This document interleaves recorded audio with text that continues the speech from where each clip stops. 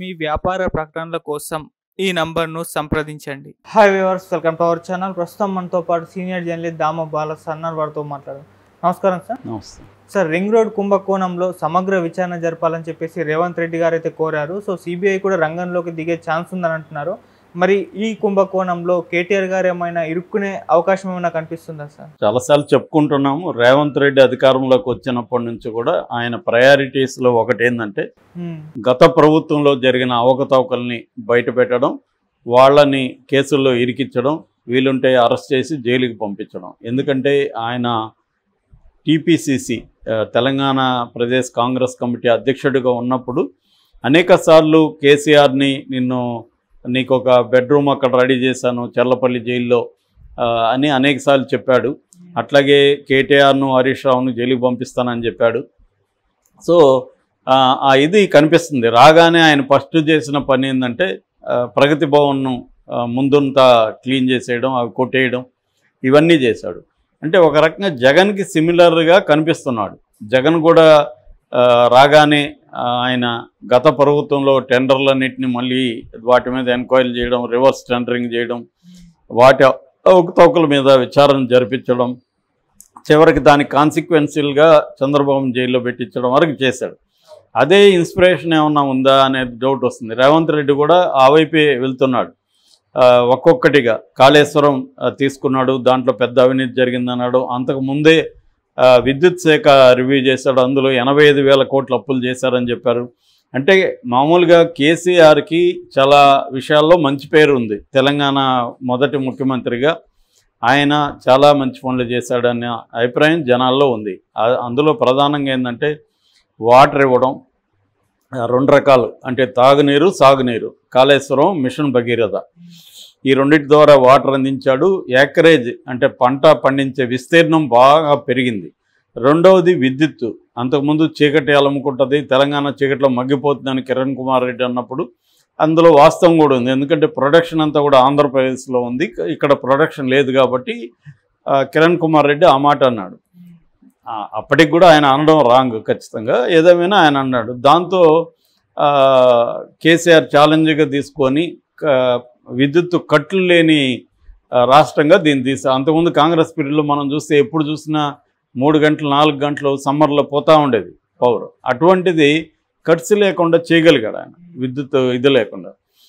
అట్లాగే కొన్ని పథకాలు కూడా ఆయన అమలు చేశాడు, రైతు బంధు లాంటివి. దాంట్లో కొంత ఇబ్బందులు ఉన్నప్పటికీ చాలా వరకు ఆయన అభివృద్ధి మీద ఫోకస్ చేస్తాడు, తెలంగాణ అభివృద్ధి మీద. అయితే ఆయన ఏ ప్రభుత్వం అయినా కూడా ఒక 5 ఏళ్లలో పర్ఫెక్ట్ ప్రభుత్వం అనేది ఎక్కడా ఉండదు.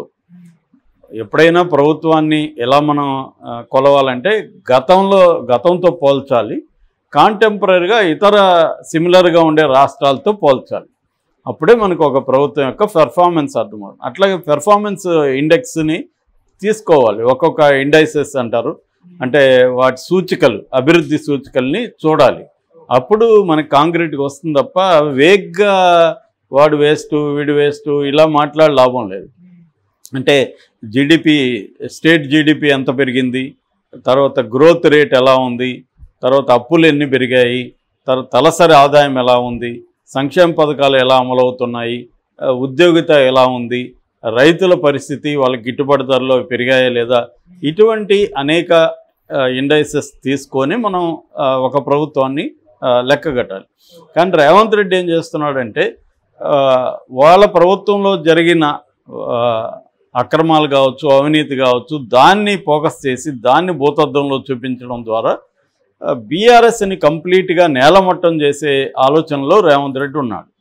ఈ క్రమంలో కేటీఆర్ మీద కూడా ఫోకస్ చేస్తున్నాడు. ఎందుకంటే కేటీఆర్ బలం అంతా కూడా హైదరాబాద్ అభివృద్ధి, కేటీఆర్ రోల్ చాలా ఉంది, అది అందరికీ తెలుసు. అందుకనే హైదరాబాద్ చుట్టుపక్కల అబ్సల్యూట్గా బీఆర్ఎస్ని గెలిపించారు. కాంగ్రెస్ చిత్తుగా ఓడిపోయింది. దానికి కారణం ఏంటంటే ఒక నమ్మకాన్ని క్రియేట్ చేయగలిగారు సీమాంధ్రులకు కూడా.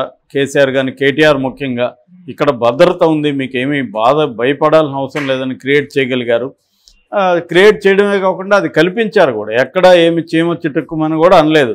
ఆంధ్ర వ్యాపారాలు కానీ అన్నీ కూడా సజావుగా ఉన్నాయి, బ్రహ్మాండంగా జరిగిపోతున్నాయి.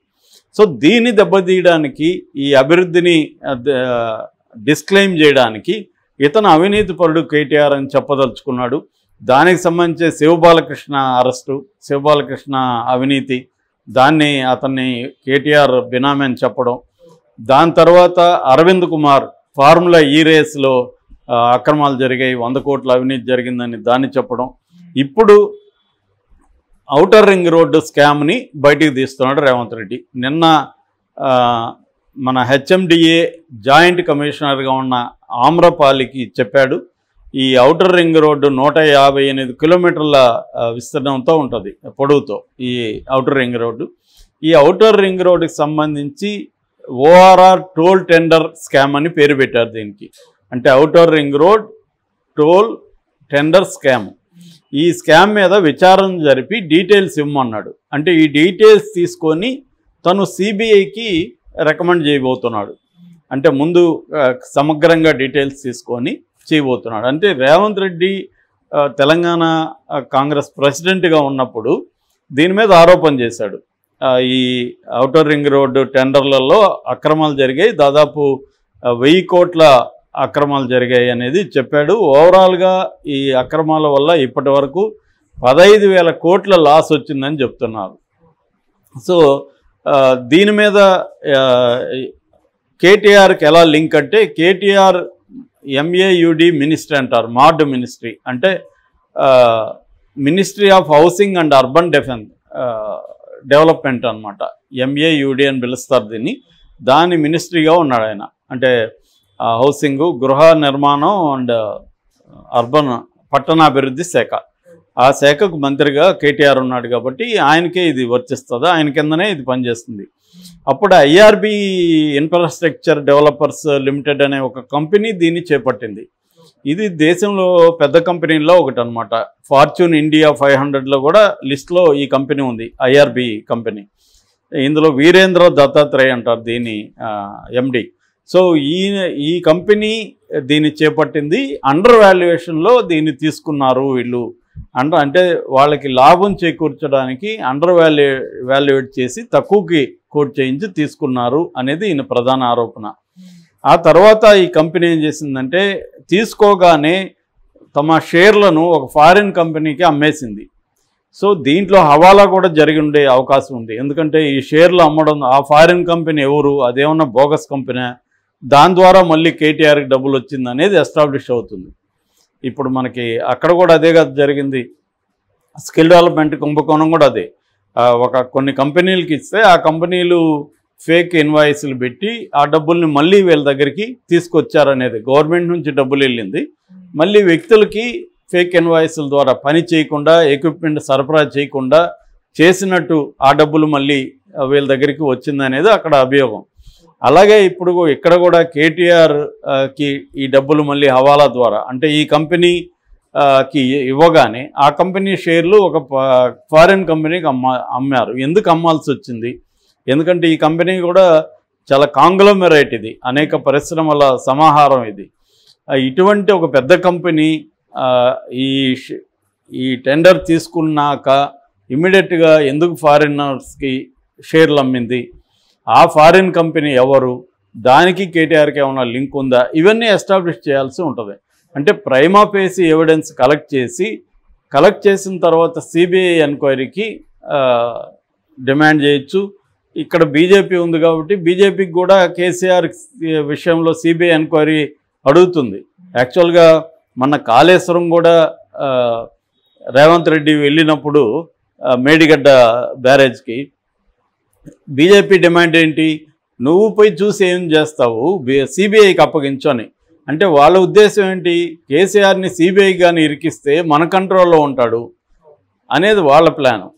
కేసీఆర్ని మన కంట్రోల్లో పెట్టుకోవాలంటే కేసీఆర్ మీద సిబిఐ ఈడీ ఉండాలా అనేది బీజేపీ ప్లాన్. రేవంత్ రెడ్డి ఏమో ఇక్కడ స్టేట్ ఏజెన్సీస్ ఉంటే సిఐడి కానీ ఏసీబీ కానీ మన కంట్రోల్లో ఉంటాడు కదా అని రేవంత్ రెడ్డి ప్లాన్. కానీ కొన్ని విషయాల్లో రేవంత్ రెడ్డి సిబిఐకి అప్పగించకపోతే రేవంత్ రెడ్డి మీద డౌట్ వస్తుంది కాబట్టి ఈ రింగ్ రోడ్ కుంభకోణాన్ని సిబిఐకి అప్పగించాలని ఆలోచిస్తున్నట్టుగా తెలుస్తుందన్నమాట. సో అదే కానీ జరిగితే మాత్రం ఖచ్చితంగా ఇరుక్కుంటారు వీళ్ళు కూడా. అంటే ఇటు కేటీఆర్ ఇరుక్కుంటాడు, కేసీఆర్ ఇరుక్కుంటాడు, ఇబ్బందులు అయితే ఖచ్చితంగా తప్పే అవకాశం కనిపించట్లేదు. ఎందుకంటే రేవంత్ రెడ్డి చాలా దూకుడుకి వెళ్తున్నాడు. జగన్కి ఉండే అవరోధాలు రేవంత్ రెడ్డికి లేవు. ఎందుకంటే జగన్కి అక్కడ ఉన్న ప్రధాన ప్రత్యర్థి ఎవరు? చంద్రబాబుకి మీడియా బ్రహ్మాండంగా ఉంటుంది, కోర్టులకు సంబంధించిన పరిజ్ఞానం కానీ ఆ నెట్వర్క్ కానీ బ్రహ్మాండంగా ఉంటుంది.